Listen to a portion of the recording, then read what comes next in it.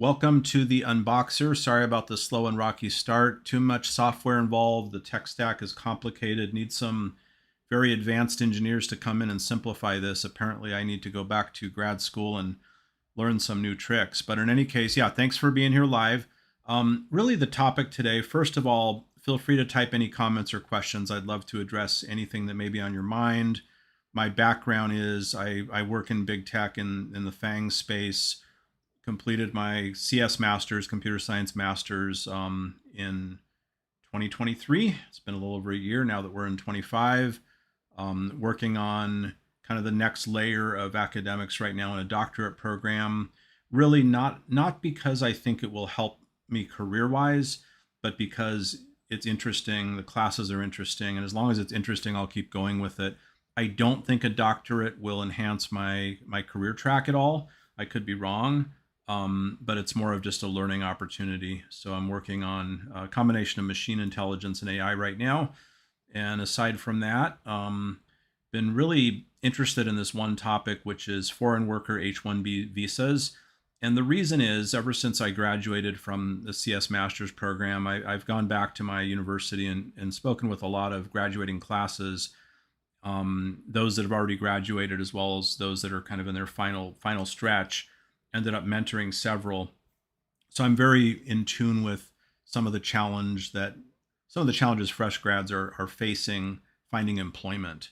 And I work with many that have applied to hundreds of positions and they don't get a single interview, which is quite frustrating when you've got an incredible resume, your skills are well presented, your projects are there as they should be, paying companies to perfect your resume, and they're just not getting skill assessments or interviews, which is quite frustrating, obviously. So with that context, recently what happened when Elon Musk and Vivek Ramaswamy stated their intentions, apparently on behalf of Department of Government Efficiency, not sure how this is related, their intentions to double down on the number of H1B visas admitted to America annually, I realized that this is going to exacerbate the challenge that many I know in the tech space, including those that have been laid off, recent grads, highly skilled veteran tech workers that are looking at moving or that have lost their roles based on some downsizing that occurred last year and the year prior and just can't seem to get interviews or opportunities. So given all that, I was thinking, wow, this is bad timing.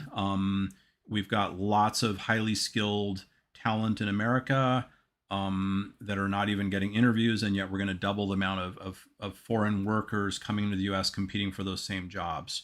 So that's got me a little bit concerned and fired up to the point that I've been talking a lot about this topic on various other platforms, as well as this one to some extent too. So any questions about that, please let me know. Would be happy to touch on those topics here. But aside from that, I would say I definitely am in favor of the H1B visa program, as long as we're prioritizing citizens first. If we have an equally skilled U.S. citizen, I do believe they should have priority consideration for U.S.-based roles. And when we are not able to source the needed talent domestically, I'm in favor of having foreign talent fill those roles. Now, keep in mind, I've had a lot of pushback regarding saying, "Oh, you're kind of against immigration," and I'm really not against immigration. I just believe in prioritizing citizens.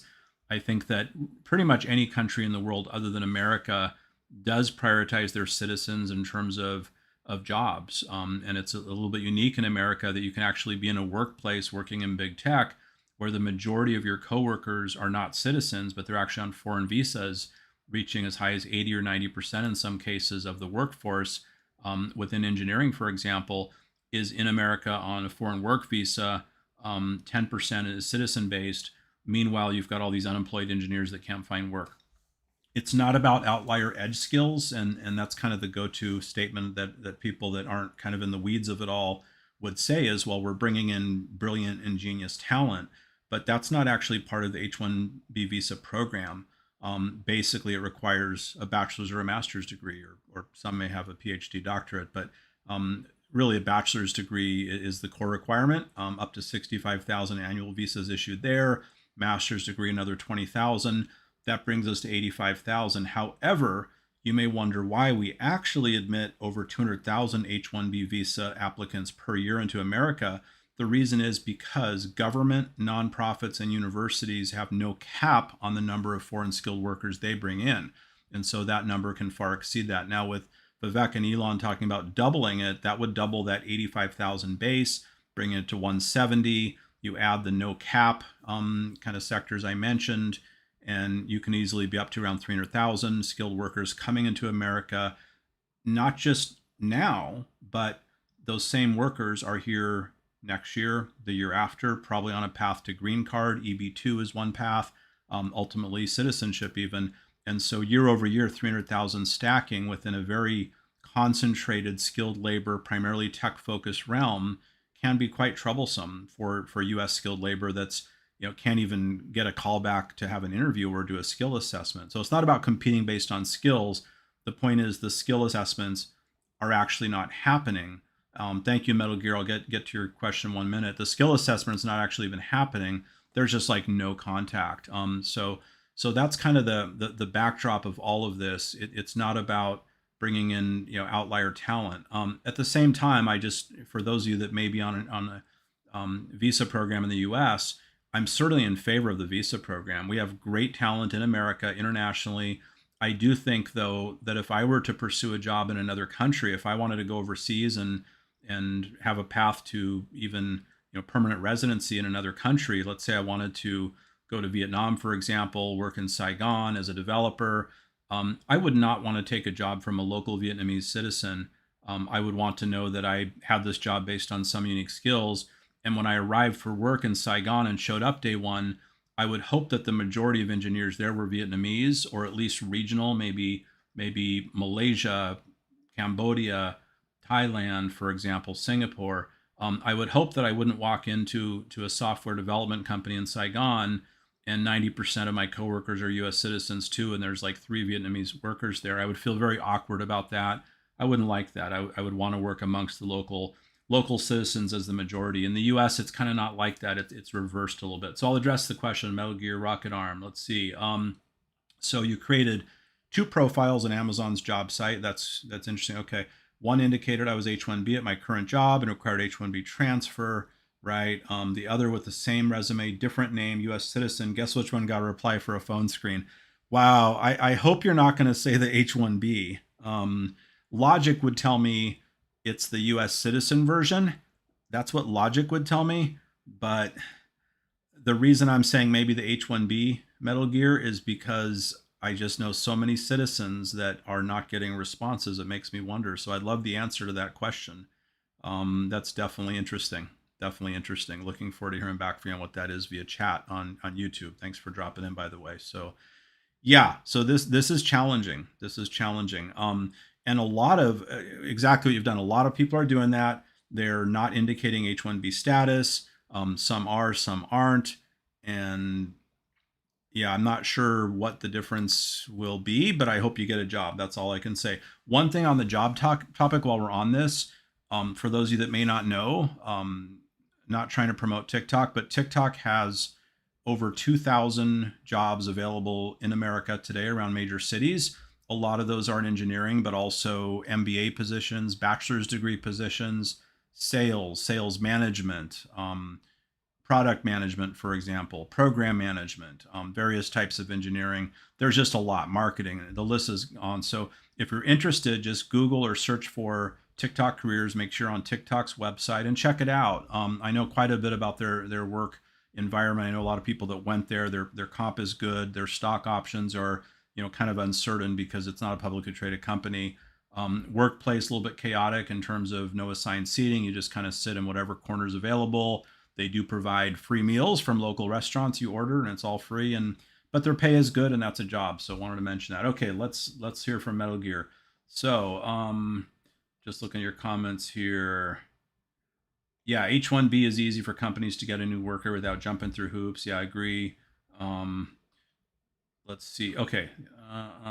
So Metal Gear, I'd like to know which one got that phone call. I really want to know. Yeah.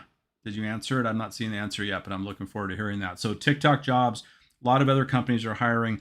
The other thing is it is January 2025, and a lot of companies ramp up their hiring now, basically. Like I would say between now and over the next week or two, a lot of openings should drop from Microsoft, Google, Amazon, and a lot of other companies. You don't have to focus on that grouping, Meta, and there's many. But aside from that, I would say this is a good time to be searching. I am concerned about the impact of additional foreign worker visas on kind of the U.S. job market within skilled labor that's tight. Let's see here. Yeah, not the guy named Steve. The guy with a funny sounding name got the interview. Okay, interesting. So it was like a fictitious type of profile. Is that what you set up? That's interesting. Whatever works. I hope it works. But yeah. So I'm gathering, Metal Gear, that your H1B, you set up two profiles, and the H1B profile got the hit, which is quite interesting. There's this other perception, which I certainly don't see in big tech, that foreign skilled workers are coming in and working much longer hours, kind of working like 12, 14-hour days, and it's honestly not the case. Like we really, work-life balance where I'm at is reasonable and it's consistent across everybody. Like H1B workers are not working more hours. It's actually very consistent. So yeah, Metal Gear saying we all need to change our names, and maybe that's where we're at. The other thing I want to talk about is diversity. Since I had a lot of pushback on really on another channel on TikTok, I'll just tell you that. So as far as people, I mean, there's a lot of support and a lot of pushback. Some of the pushback says, hey, bringing in 300,000 foreign workers per year into skilled labor is good for diversity. It's making the America workplace more diverse. So that's one argument out there that I just don't agree with. My position is that America is one of the most diverse countries in the world, and American citizens are a very diverse population within America. And I feel that we can achieve diversity if we haven't already, which it's going to vary by company and workplace. I realize that we're going to achieve diversity, or we can achieve diversity within the population of U.S. citizens that are already very, very diverse. There's underserved populations. There's unemployed populations of citizens from all over the world. A citizen doesn't mean you're a white American. Like a citizen means you're from anywhere in the world, any ethnicity. It's not about anything other than you're a U.S. citizen, naturalized or natural born, et cetera, et cetera. So prioritizing citizens is not based on any other factors other than citizenship, right? So I want to make sure that's clear. And the challenge I would say with H1B visas, you may or may not know this, 70% of the approvals are from one specific country, which just happens to be India. So, and given that, of that 70% of H1B visas being from India, primarily tech focused. And so you have this massive influx of foreign skilled labor that's funneling into kind of the tech space.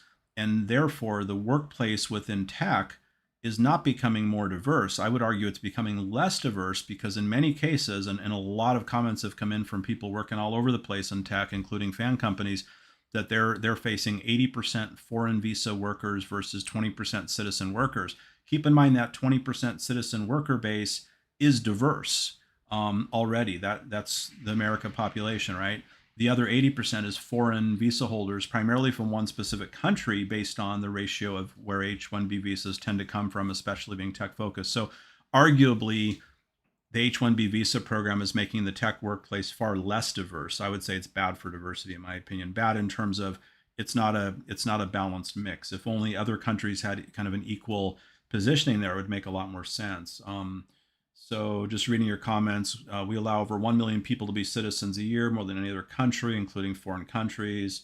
Yeah, I mean, that's certainly a good point. So yeah, looking through some other comments.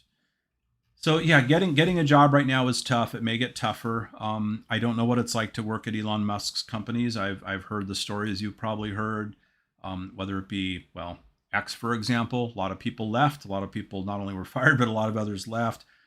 Tesla, for example, I mean, I think it's different working in a Tesla showroom or Tesla where you're kind of an engineer somewhere, and the hours and sleeping at the office. I don't know. That's what I'm hearing. Is it true? I'd love to hear from someone that works there. But in any case, yeah, those topics I wanted to touch on. Overall, lots of interesting things going on with labor right now, and especially within skilled labor. So anyone that's considering grad school, I personally am in favor of it. I don't think it's required. I think if you have a bachelor's degree and skills, you're in a good position, honestly, if you're in STEM.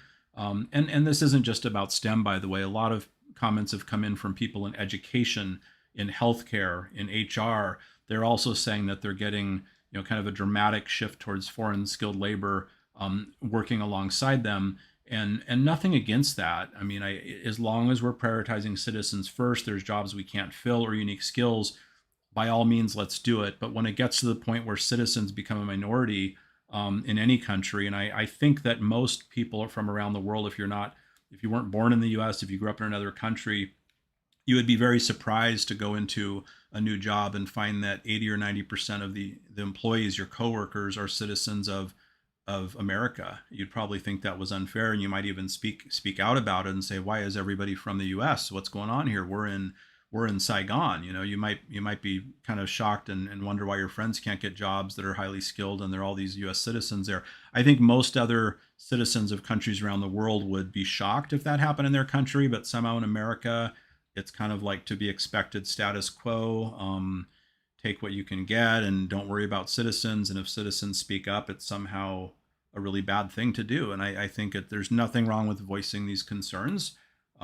So yeah, and yeah, Metal Gear, thanks for bringing that up too. As far as a tech shortage, I mean, there are all these statements about a tech shortage, and yet there are all these unemployed engineers that are highly skilled and fresh graduates that are highly skilled competing with foreign fresh graduates under H1B program, etc., and competing with foreign highly skilled, and somehow en masse U.S. engineering talent seems to be not getting a chance to compete on skills, not getting that, as you said earlier in chat there, not getting that skill assessment, not getting that interview, not getting that phone call, and therefore there is no chance to compete. And it's not the resume. There's only so much that fits in a page or two resume. It's really not that. So I think the challenge is one thing to consider. Let's say you live in a town somewhere and there's a handful of companies that are hiring engineers, and you're one and you're applying.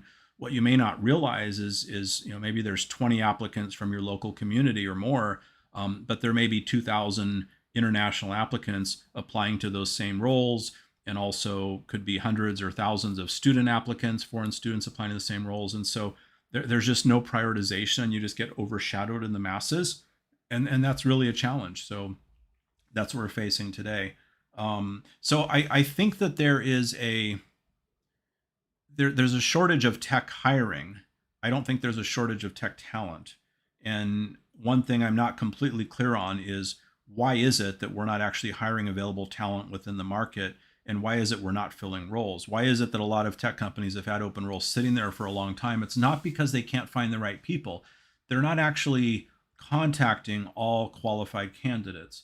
So it's hard to believe there's a shortage unless it's by choice of just waiting and postponing hiring, which, who knows, could be the case for whatever reason. Some claim that foreign workers tend to work harder, longer hours, less likely to quit, less likely to ask for raises or promotions. But U.S. workers don't tend to walk into their boss's office and demand promotions and raises every day. I mean, we're working hard like everybody else. So I think that there's more to it than meets the eyes. So definitely an interesting dilemma on many levels.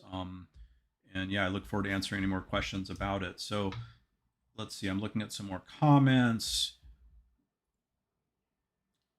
Yeah.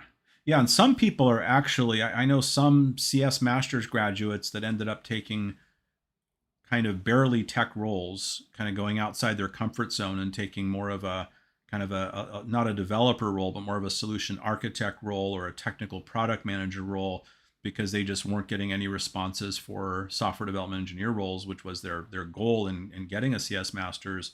And despite being very competent and passing skill assessments through all the various skill assessment tests that are available out there that you can kind of self-test and prep, they weren't even getting skill assessments to compete. So they ended up pursuing other roles. It's just hard for me to believe we've got that much of a shortage and we have so many applicants not hearing back. And if you go onto LinkedIn and type SDE and your city or your state or United States, you're going to see a whole lot of openings that all have a whole lot of applicants. It's not like there's positions sitting there and it's like 0 applied or 1. It's like 100 or more that are applying to these roles. So it sure seems like there's a lot of applicants. I think most people applying for SDE roles are probably SDEs. I'm sure they're not all ideal candidates, but I'm sure that a subset are. And I know some of those subset members, and they don't get calls back. So it's very strange. So yeah, I apologize. We had some challenges with the stream earlier. A lot of weird issues going on between platforms and tech stacks, which is kind of funny when you're talking tech and you can't figure out how to get this all to work right. But I appreciate those of you that were in earlier, your patience as we talk about some topics. If there's any other questions, I'd be happy to touch on those. But honestly, I feel that 2025 is going to be interesting for tech, and hopefully we will start scooping up a lot of U.S. citizens that spent a lot on furthering their education and they're looking for work. A lot of the laid off engineers that are out there, but also those of you with MBAs, those of you in education, healthcare, human resources, other sectors that are also affected by kind of a lot of competition versus foreign workers coming in, that arguably don't have outlier edge skills. It's kind of like the same skill set based on the degree level. Some claim the U.S. educational system isn't as advanced as foreign countries. And maybe that's true, maybe that's not true. But regardless, working with a lot of engineering talent in my role, and I talk with many others in the similar space as I am, we don't see any type of competitive edge, foreign versus citizen. And keep in mind, a lot of citizens were born abroad. A lot of citizens were educated abroad and they became citizens later. And so being a citizen doesn't somehow classify you as having different types of skill sets. But even for U.S. born citizens, went to U.S. schools, highly competitive skill sets on a world class level in engineering. So I really don't believe arguments to the contrary. I agree with you there. And some claim that. Some claim, well, foreign engineers are just more brilliant, more talented. They can do in a day what it takes a U.S. engineer, a month to do. I've had comments like, it's just not true. It's not true. It's kind of like if you're taking your car to a mechanic and it's a Ford mechanic or a citizen mechanic, like, is one mechanic 10 times different, 10 times better? Maybe sometimes there are cases where they're incompetent mechanics and obviously there's incompetent engineers. But for the most part, the variance between someone that's great and someone that's good is like, I don't know, like 10 or 20%. It's not 10x, that's for sure. If it were 10x, the 10th performer would not have got the job and wouldn't still be there. That's for sure. So yeah. Just reading another comment here. Jobs being in the Bay Area also deters Americans from taking big tech jobs, and they go to H1B. Well, and that's true too. Like a lot of U.S. citizens are applying to jobs in their communities, whereas global applicants are willing often to live anywhere in America for the job. So wherever that job may be, they'll take it. Whereas citizens, if you don't live in the Bay Area, you may not want to work in the Bay Area. You may want to stay wherever you live, and that's understandable. At the same time, there are a lot of jobs spread out in most major cities. There are a lot of remote jobs in fintech. For those of you that are interested in fintech, most fintech companies seem to offer fully remote still. Microsoft still offers hybrid. Most others, including TikTok, it's full in office at this point, but there's still some flexibility there. So yeah, well, thank you for those that dropped by the stream. I'm going to go ahead and drop off at this point, prepping for a busy work week starting tomorrow.